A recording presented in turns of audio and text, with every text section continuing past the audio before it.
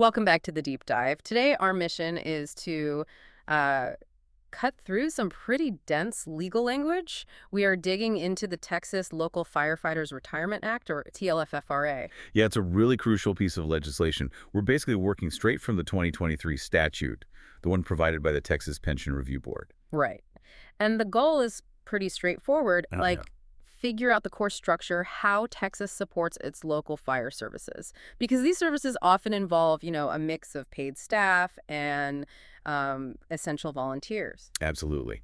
And our focus is going to be on the key differences in how the system treats employees versus volunteers, and also the really strict guardrails they put in place to protect the funds. Yeah, that protection angle seems huge. And the thing that jumped out at me right away is that this isn't some single giant state pension fund. No, not at all. Section 4 of the statute basically says a retirement system and a trust fund have to be set up locally, like in each municipality or political subdivision where the act applies. That's the fundamental structure right there.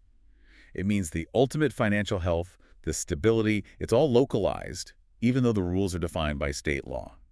So the state sets the playbook, but the game is played town by town, essentially. You could put it that way, yeah. It provides this specific legal framework, but it results in potentially hundreds of independent systems across Texas. Okay, so if it's set up locally, who exactly has to participate? Who falls under this act? Right, good question. We need to start with the application test in Section 3. Generally speaking, the Act applies to municipalities that have a regularly organized fire department Okay. that is not exclusively volunteer. But, and this is important, there are immediate outs. Ah, okay. Like what? Well, if a department is already part of the Texas Municipal Retirement System, TMRS, Yeah. they're generally out. Gotcha. Or if they have their own established plan, like through a charter ordinance, before September 1st, 1989, they're usually exempt too. So the state wasn't trying to, blow up existing systems that were already working? Precisely. It respects those pre-existing arrangements. We also have to remember, it does specifically cover a certain group of volunteer departments. Which ones? Those organized before that same 1989 date, provided they aren't part of the newer statewide volunteer program. It's kind of a grandfathering clause for some of the really long-standing volunteer groups. Okay, that makes sense. So once a department is covered by TLFFRA, what defines the members? I heard there's a key distinction. Yeah, this is maybe the single most critical distinction in the whole act, and it comes down to money. It's what we can call the crucial $200 threshold. It's right there in Section 2. $200. Okay, what does that line separate? It defines the two main membership classes. An employee is someone who regularly performs services for the department, is a member, and gets paid at least $200 a month. At least $200. And I saw something interesting there, that compensation isn't just salary, right? That's a key detail, yes. The statute specifically says that compensation, for the purpose of hitting that $200 mark, includes amounts someone might get from workers' compensation benefits. Huh. So workers' comp counts towards being classified as an employee. It counts towards that threshold, yeah. So if you're consistently getting $200 or more a month from salary, workers' comp, whatever combination, you're an employee under this act. And the flip side? The flip side is the volunteer. A volunteer also regularly performs services, is a member, but they receive compensation of less than $200 a month, or maybe nothing at all. Wow. Okay, so that $200 line is incredibly important. It literally dictates which benefit track you're on. Fundamentally, yes. Okay. It's a very precise legal line for what turns out to be a pretty dramatic difference in the real world, especially when we get to benefits. We'll definitely circle back to that. Moving on to actual membership rules, Section 9, I noticed some things about age limits. Yeah, there's a standard age rule. Generally, employees need to be younger than 36 when they're first certified for a beginning position in the fire department. Younger than 36. Okay. Is that a hard line? It's the standard rule, but Uh-huh. the local board of trustees actually has quite a bit of flexibility here. How so? They can authorize membership for new employees who are 36 or older if that person became a firefighter sometime before they turned 36. Ah, I see. So, if you started as a young volunteer at 25, then maybe got hired full-time at 40, you might still get in. Exactly. That's a potential scenario. But there's a catch. They'd have to pass a physical exam. Okay, makes sense. So the local board has some discretion there. What else can they do? Well, they can also decide to impose a waiting period before someone becomes a member. Or they could choose to include other personnel, maybe folks involved in emergency services or other FD-related roles, So broaden the pool. or narrow it. They could also exclude personnel who aren't, directly involved in actual firefighting duties. Gives them power to shape the membership based on local circumstances. Seems very adaptable. But I saw one rule that looked pretty firm for everyone. Which one was that? About retirees. It said service retirees can't rejoin the system or get credit for any service after they've retired. That's right, Section 9G. Once you retire and start receiving benefits, that's it. Your service clock stops for good under this act. No coming back for more credit. A clean break. Okay, so we know who's in, we know there are local funds. Now let's talk about protecting that money. You mentioned strong guardrails. Extremely strong. Yeah. And this starts right in Section 5 with the exemption from judicial process. This is where the law basically throws up a huge legal shield around the retirement funds. A shield, how does that work? It means all the money in the trust fund and all the rights members have accrued under the Act are exempt from things like garnishment, attachment, execution. So creditors can't touch it. Creditors can't touch it. No. It's exempt from state and municipal taxes. It can't be sold or levied. And crucially, the benefits are unassignable. You can't sign your future pension over to someone else. Wow, that sounds about as protected as money can get. It preserves it strictly for retirement. It really is the highest level of legal protection available. And there's another key protection in Section 6. It's separate, but also really important. What's that? These TLFFRA systems are required to operate independently. They specifically may not be integrated with Social Security. Okay, so no coordination or offset with federal benefits. It stands alone. Completely standalone. All right, so you have these highly protected, standalone local funds. Who actually manages them? How is the governance structured? The governance is handled by a board of trustees, but the makeup of that board actually changes depending on the type of fire department. Oh, interesting. How does it differ? Well, for a department that's paid or part paid, meaning it has employees under that $200 rule, you get a 7-member board. This is laid out in Section 19. 7 members. Who are they? It's a mix. You get the mayor or the municipality's CEO plus the chief financial officer, so 2 key city officials. Okay, municipal oversight baked in. Right. Then you have 3 members who are elected by the participating members of the firefighters themselves. So member representation too. That's 5. Who are the other 2? The other 2 are state residents, not necessarily connected to the city government or the fire department, who are elected by the other 5 board members. Huh. Kind of like independent directors? Sort of, yeah. It aims for a balance of municipal accountability, member voice, and maybe some outside perspective. Okay, that's for paid or part paid.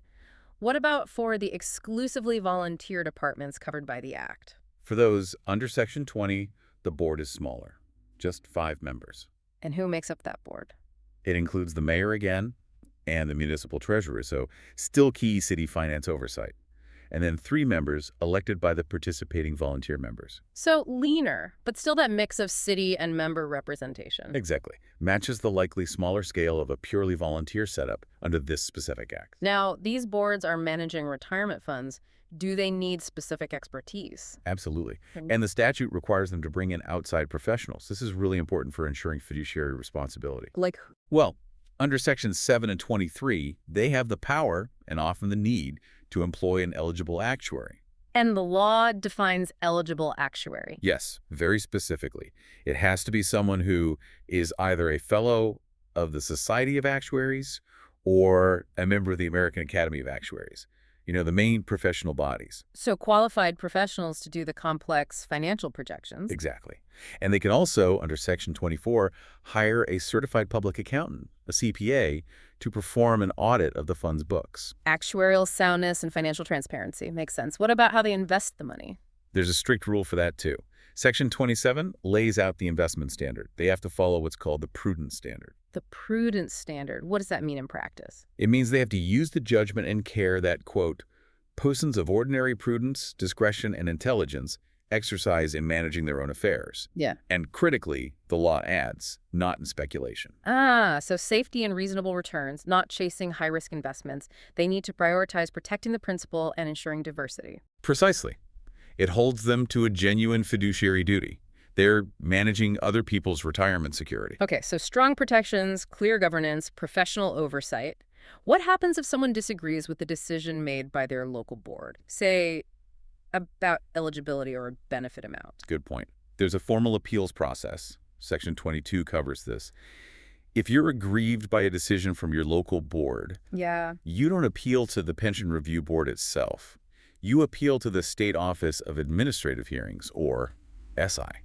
SI. Okay. And what kind of hearing is it? Do they just review the board's paperwork? No, and this is crucial.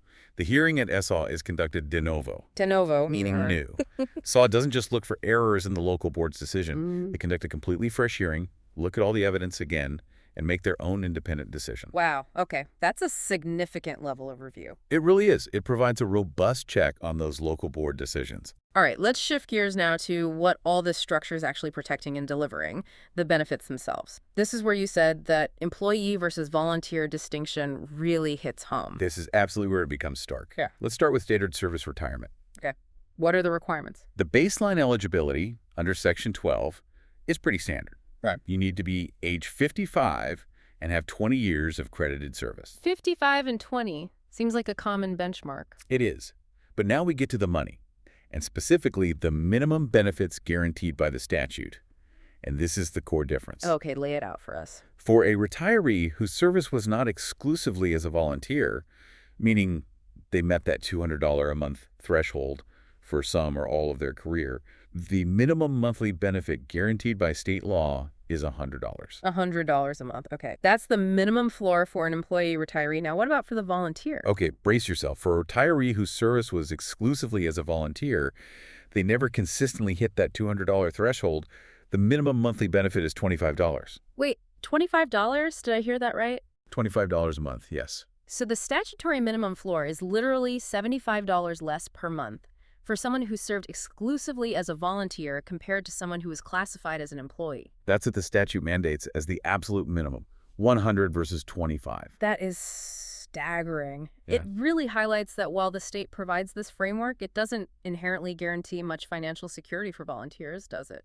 Not at the minimum level, no. It heavily underscores that the real substance of the benefit, especially for volunteers, has to come from local decisions. The local board can adopt formulas to increase those benefits, and many likely do. Section 12C allows that. But they cannot go below those minimums. But that $25 minimum floor is incredibly low.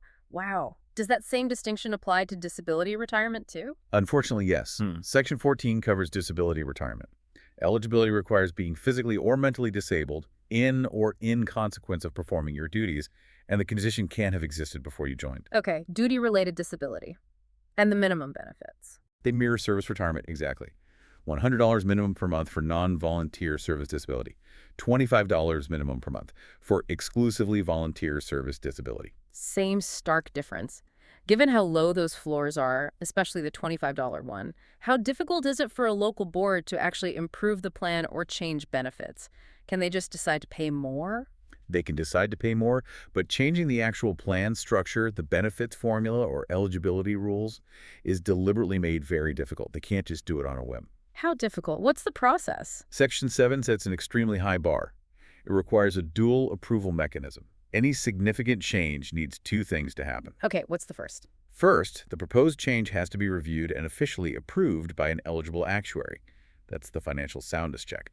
They have to certify the plan can afford the change. Makes sense. Actuarial sign-off first. What's the second requirement? Second, the change must be approved by a majority vote of the participating members of the fund, and it has to be done via a secret ballot. Majority vote of the members? Okay, that seems reasonable. But there's a critical extra layer to that vote. The turnout has to be high. At least 50% of all participating members must actually cast a ballot for the vote to be valid. 50% turnout required. So if only, say, 48% of the members vote, even if they all vote yes, the change fails. Exactly.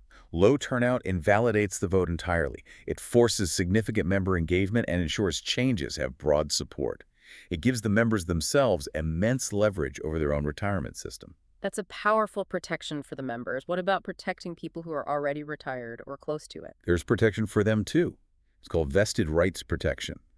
Any change the board makes cannot deprive a current member, a retiree, or an eligible survivor of a vested accrued benefit without getting their individual written consent. So once you've earned a certain level of benefit, they can't retroactively take it away or reduce it without your permission. That's the principle. Benefits already accrued are legally locked in, protected from future changes, unless you agree in writing. Okay. Before we talk funding contributions, there's the matter of death benefits, and I heard there's something called a killer clause. Yes, let's cover that. Section 15 deals with death benefits.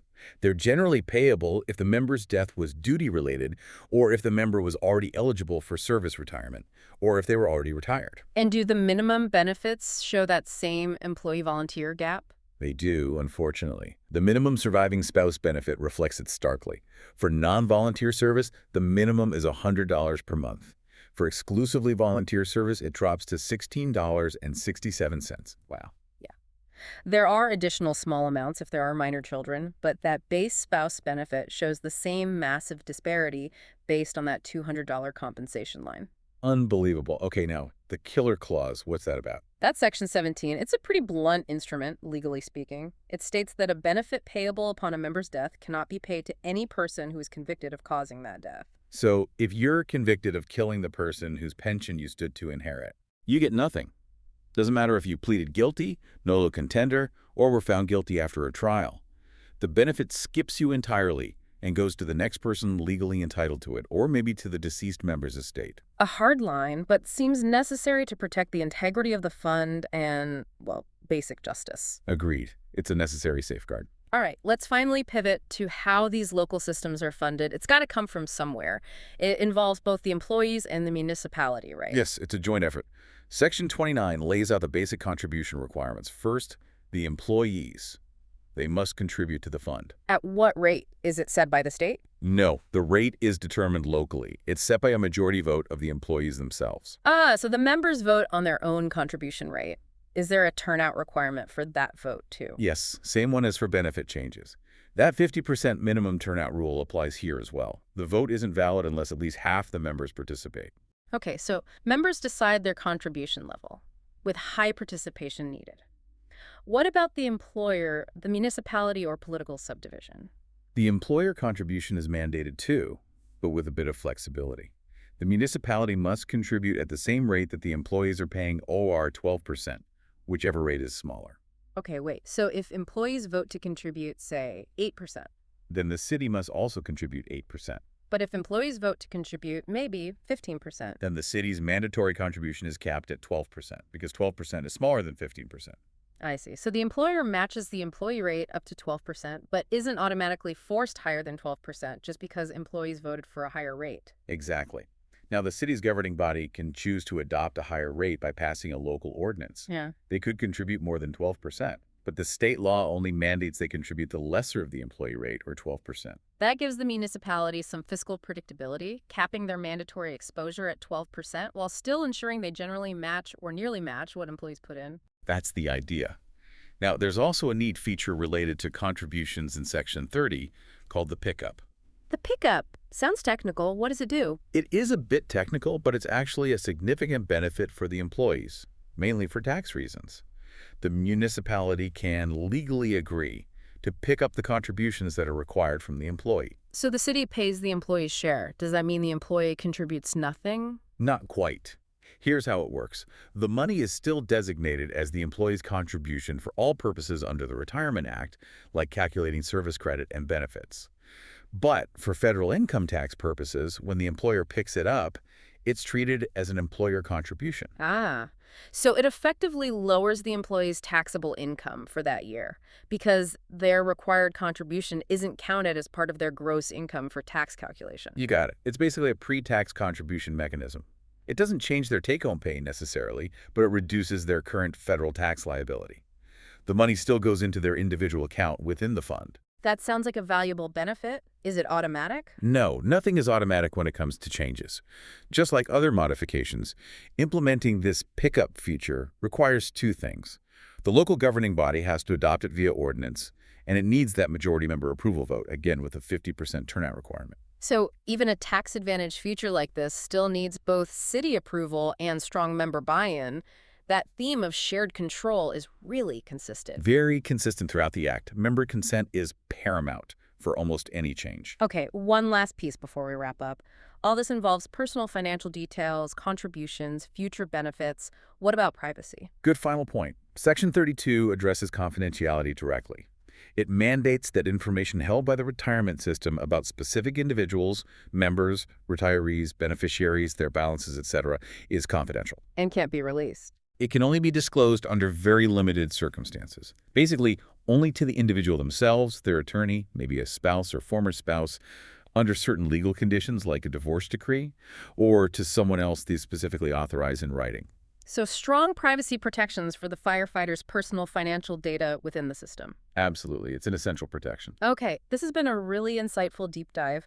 Taking the TLFFRA apart, we get this picture of highly localized retirement systems in Texas. Yeah, systems defined by really strong financial protections, that exemption from creditors, the required actuaries and CPAs, the strict investment rules. And fundamentally defined by that sharp statutory line drawn between compensated employees and volunteers using that 200-month threshold. A line that has a dramatic impact, as we saw, particularly on the minimum benefit floors guaranteed by the state law itself. Absolutely. It feels like the state provides the basic skeleton, the framework, but the real financial muscle, the substance of the benefit, has to come from the local municipality. That's a perfect way to put it. The state sets the rules of the game, but the funding and the actual levels of security provided are intensely local responsibilities. So thinking about what this means for you, the listener, we see these rock-bottom minimum benefits in the law, $100 a month for employees, a mere $25 for volunteers.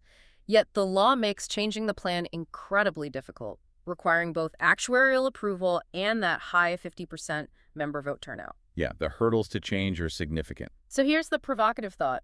For a system with such minimal guaranteed dollar amounts set by the state, what does the structure tell us?